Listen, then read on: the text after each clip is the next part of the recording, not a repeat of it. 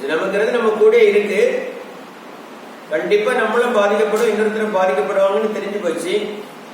அப்ப அந்த நேரம் வருகிற பொழுது கொஞ்சம் மனதை என்ன செய்யணும், அமைதியா வச்சுக்கணும். இது பெரிய ஆபத்தை உண்டு பண்ணிடும். இது எவ்வளவு ஆபத்தை உண்டு பண்ணணும்னு கேட்டா, நீங்க யாருக்காவது சினம் வரும்போது பாத்தீங்கன்னா தெரியும், அவனுடைய கையெல்லாம் நடுங்கும், காலெல்லாம் அப்படியே தலையெல்லாம் ஆட ஆரம்பிச்சிடும், சில பேருக்கு கண்ணெல்லாம் சிவந்து போயிடும், உடம்புல பிபி ரைஸ் ஆயிடும், உடம்பு சூடு அதிகமாகும். இப்படி தன்னுடைய உடலுக்குள்ளேயே ஒரு நிமிஷத்துக்குள்ள பல்வேறு மாற்றங்களை ஏற்படுத்தக்கூடியது இந்த சினம். இப்ப ஒரு செகண்ட்ல அப்படியே பிபி ஏறி அந்த நரம்புகளுக்குள்ள எல்லாம் அவ்வளவு ஹீட் ஏறினா, தொடர்ந்து ஒருத்தன் இப்படி பண்ணிக்கிட்டே இருந்தான்னா கொஞ்ச நாளையில அவனுடைய நரம்பெல்லாம் என்ன செய்து போயிடும், தளர்வடைஞ்சு போயிடும். இனி ஒவ்வொரு முறையும் இப்படி சினம் வருகிற பொழுது ஒரு மனிதன் 5 நாள் வாழ்வதற்குரிய ஆற்றலை இழப்பான். எவ்வளவு? ஒரு 5 நாட்கள் அவன் உயிர் வாழ்வதற்கு தேவையான எனர்ஜியை அது லாஸ் பண்ணும். அப்ப நமக்கு எத்தனை முறை வந்திருக்கோம் கணக்கே இல்லை. நம்ம 120 வருஷத்துல இருந்து நம்ம கணக்கு போட்டு வந்தோம்னா நமக்கு ஏன் 80லயும் 60லயும் 70லயும் கதை முடியுதுன்னா, அந்த நாட்கள் அவ்வளவு இதுல என்ன செய்யப்பட்டிருக்கோம், கழிக்கப்பட்டிருக்கோம். நமக்கு 120 வருஷம் உண்டு. ஆனா நாம என்ன செய்திருக்கோம், 5 கழிச்சுட்டு வந்திருக்கோம்னு வச்சுடுங்களேன். இப்ப எத்தனையோ விஷயங்கள், ஒரு விஷயமா எத்தனையோ இடத்துல நமக்கு கோபம் வந்து நம்ம என்ன செய்திருக்கோம், நம்முடைய உயிராற்றலை இழந்துகிட்டே வந்திருக்கிறோம். இனி இவ்வளவு பிபி ரைஸ் ஆகுது பாருங்க. ரைஸ் ஆகுற போது சில பேருக்கு அந்த பிபி ரைஸ் ஆகி டக்குன்னு இறங்குற போதே ஹார்ட் அட்டாக் வரும். ஏன்னா அதிக டென்ஷன்ல கத்திட்டு இருப்பான், டப்புன்னு உட்காருவான், போயிடும். சோ மரணத்தையும் ஏற்படுத்தும். சினம் என்ன செய்யும், மரணத்தையும் ஏற்படுத்தும்.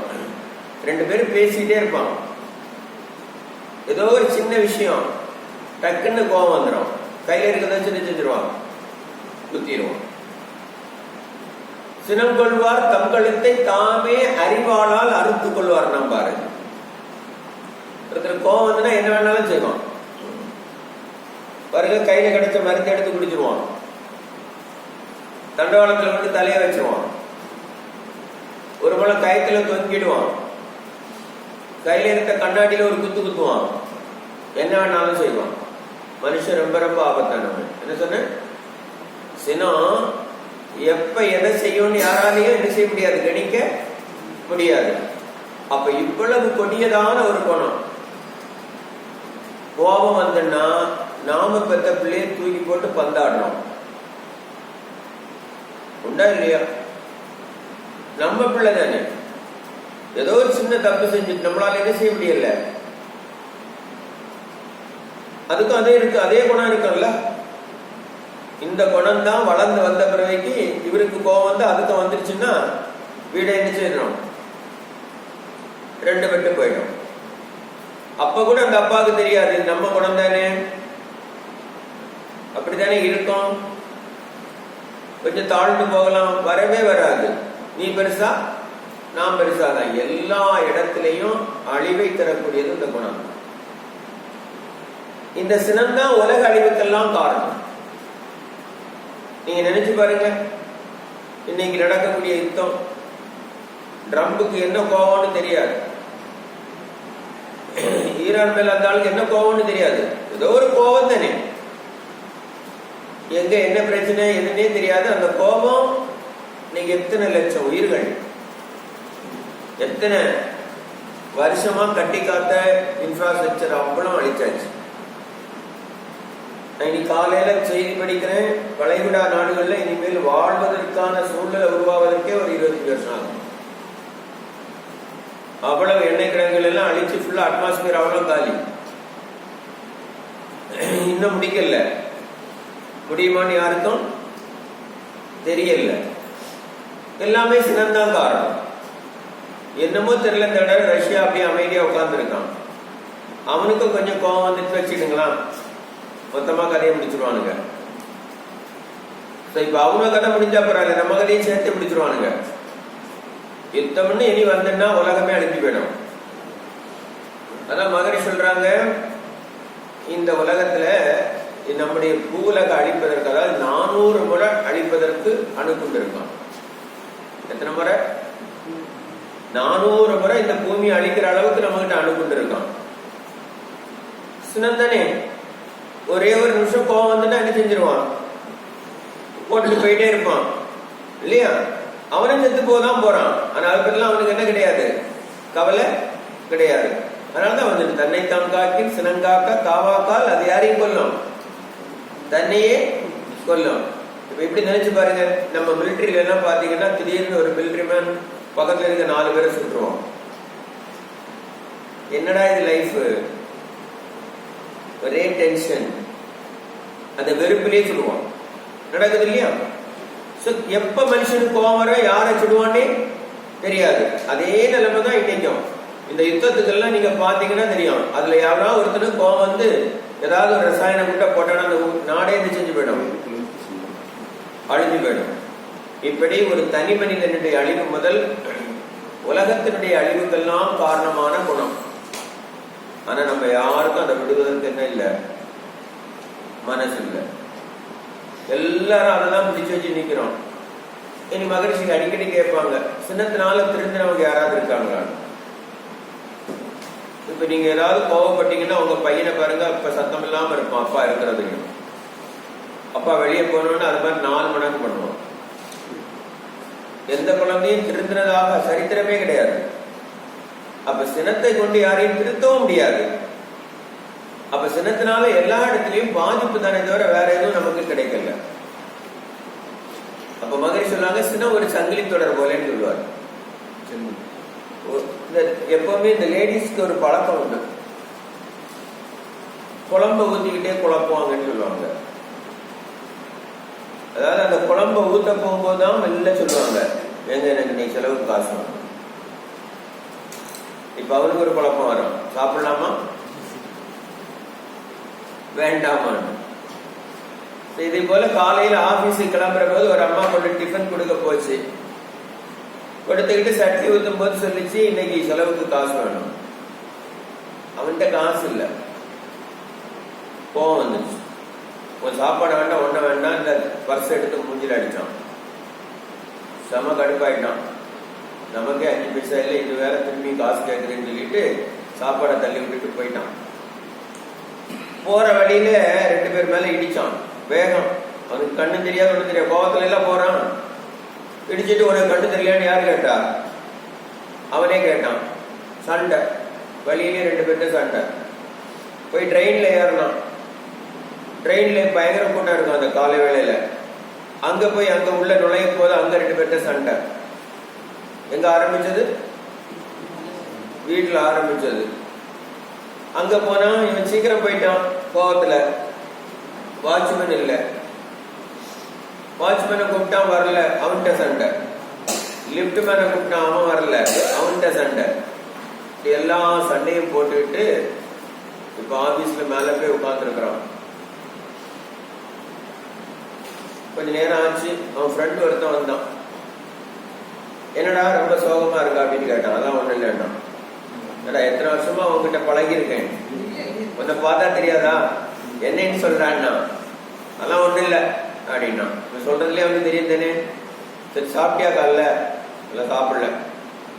சரி வாடா, நம்ம டிஃபன் 2-5 பைசா கிடையாது, பரவாயில்ல வாடா போலான்னு கூப்பிட்டு போனோம்.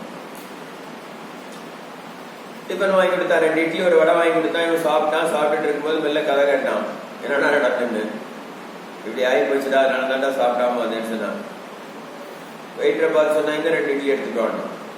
எடுத்து அந்த 3ஆவது இட்லியை பிச்சு வாய்கிட்ட கொண்டு போகும்போது சொன்னா, உனக்கு கொஞ்சம் வாய் கொழுப்பு அதிகம் உண்டு. யாரு? அவ்வளவுதான் வந்தது கோபம் அவனுக்கு. ஏற்கனவே இந்த பிரச்சனையில தான் வந்து நிக்கிறான். அந்த இட்லியை தூக்கி அவன் தலையில அடிச்சு இவனை அடிச்சு மாறி மாறி 2 பேரும் கட்டி புரண்டு கீழே விழுந்து அவனுக்கு தலை உடஞ்சு போச்சு. இப்ப அவனை கொண்டு ஆஸ்பத்திரியில போட்டுட்டு இவன் ஆபீஸ் வந்தான். 3ஆவது அவன் ஃப்ரெண்டு வந்தான். என்னடா நடந்துன்னு கேட்டான். இது மாதிரி ஆகி போச்சுடா. ஏன்னா அவனை ஆஸ்பத்திரியில போட்டுட்டு நீ ஆபீஸ் வருவியா? கூட 2 பார்க்கற வாட நம்ம 2 பார்க்க போலாம். இப்ப 2 பேரும் எங்க போறான்? ஆபீஸுக்கு போறான். அங்க போகும்போது அங்க அவனுக்கு அட்டெண்டரா இருக்கும் வந்து சொன்னா ஒன்னு அடிச்சோம் வந்துட்டு இருக்கான்.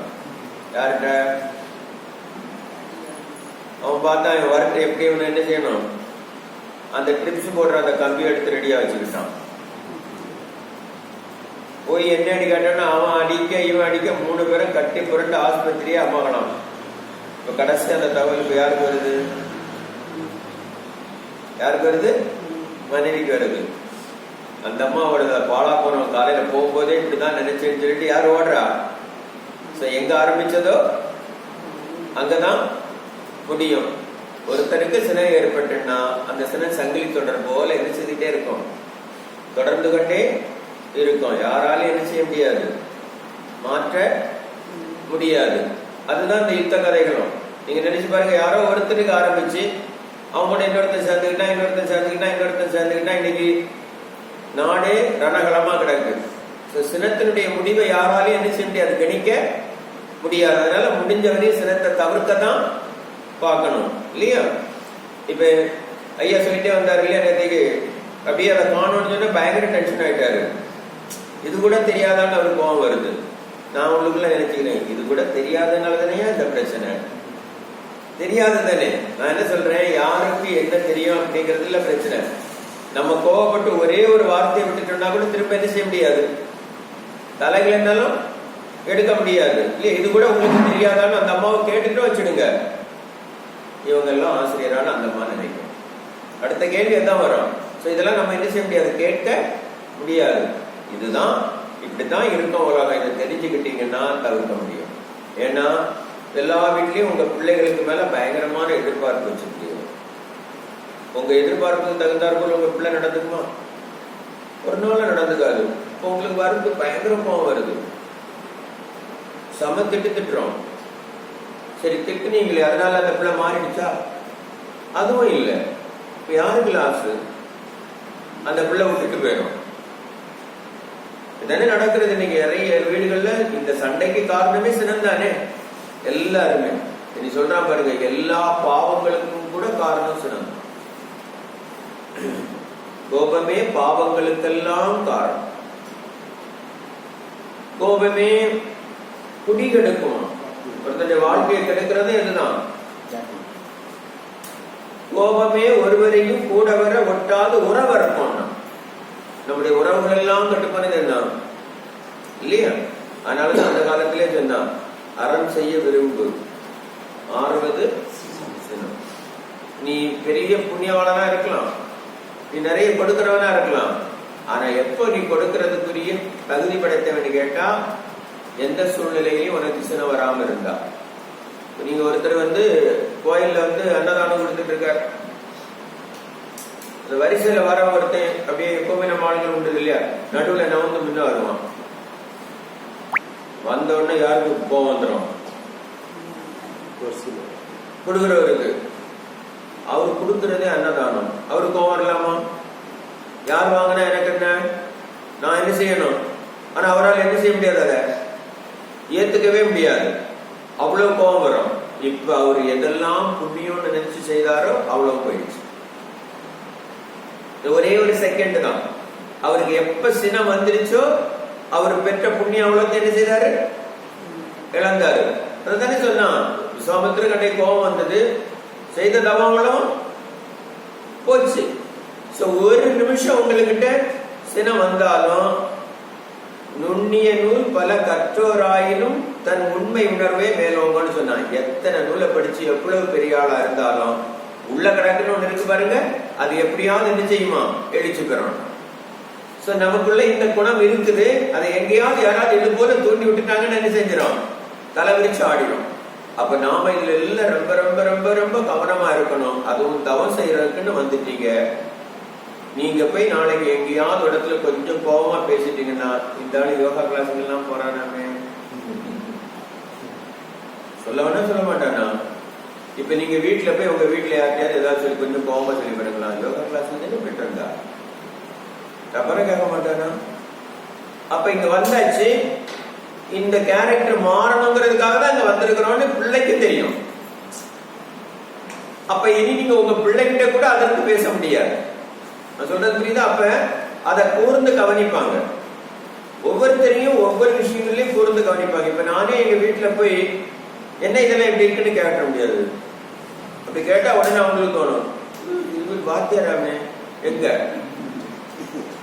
யோகா கிளாஸ்ல இருந்தா வாத்தியாராமே, என்ன இவ்வளவு வருது, வருமா வராதா? அப்ப நீங்க இந்த வர வர வர இந்த பக்குவத்தை நீங்களே ஏற்படுத்தலைன்னா கூட சமூகம் உங்களுக்கு என்ன செய்யும்? அந்த அங்கீகாரத்தை கொடுக்கும். அப்ப அந்த அங்கீகாரத்தை கொடுக்கிற பொழுது அதை நீங்க காப்பாத்துறதுக்காக நீங்க என்ன செய்யணும்? முயற்சி வேணும் இல்லையா? அப்ப கொஞ்சம் கொஞ்சமா அந்த முயற்சி நீங்க கையில எடுத்துட்டே வந்தீங்கன்னா நிறைய விஷயங்களை நம்மளை காப்பாத்திக்க முடியும். இது எல்லாமே ஒரு வகையில நாம நம்முடைய ஆன்மீக வளர்ச்சிக்கு சினத்தை எவ்வளவு தூரம் ஹேண்டில் பண்ண தெரியுதோ அந்த அளவுக்கு தான் நாம என்ன செய்ய முடியும், நல்லா இருக்க முடியும் இல்லையா?